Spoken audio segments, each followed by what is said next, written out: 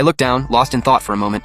Fingers tracing the embroidery on my daughter's swaddle. My voice came out barely above a whisper. If I had to guess, that baby boy probably isn't even hers. The candle flame popped and flickered, casting half my face in shifting light and shadow. Luo Qinghe and I both married into the Marquise's household the same year. I had Wenwen within the first 2 years, but she still hadn't gotten pregnant. My voice dropped a little colder. The concubines in the first branch, though, they delivered. One after another. The right to claim the eldest son title had long since slipped away from her. If she still couldn't produce an heir, Shen Kui's eyes went wide, so she desperately needed a son to hold her position. Then she frowned. But what does any of this have to do with my lady? Besides, my lady's baby is a girl, which is exactly why it has everything to do with me. I let out a cold laugh, a sharp glint flashing in my eyes. I'm betting she already had her pulse read by a doctor, knew she was carrying a girl. With the concubines from the first branch breathing down her neck, she had to have a son. So this baby, no matter what, could only be a boy. But a biological daughter is still your flesh and blood. She couldn't just throw her away. So she needed to find her a good place to land. She was always coming by my courtyard. She must have figured out I was also carrying a girl. Right then, she probably already started planning the swap.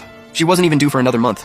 But when she found out I was about to give birth, she pushed to deliver on the exact same day, then used the chaos to swap out my daughter, leaving her own daughter with me to raise. And my daughter, she just tossed her in a woodshed like trash. My words left Shen Kui completely stunned.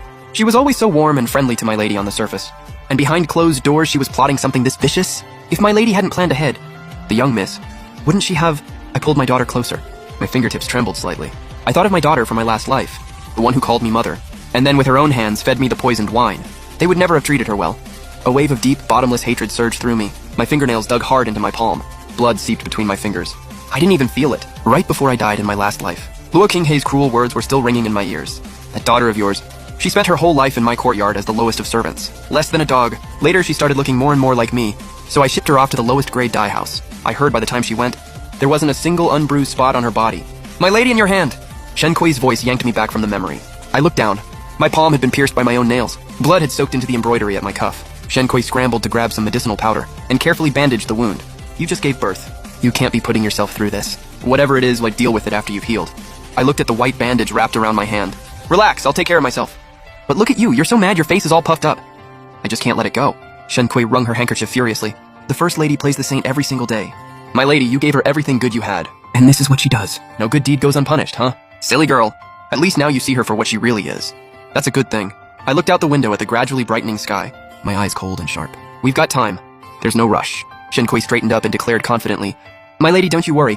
I would lay down my life before I let anyone dare lay a single finger on the young miss. Not even a hair on her head. My heart skipped. I immediately reached over and covered her mouth. Don't say things like that. That's bad luck. That word, die, hit like a blade, straight into the deepest part of my memory. In my last life, on my daughter's 1-month celebration, my mother-in-law had 2 gold bracelets made, but sent them to Luo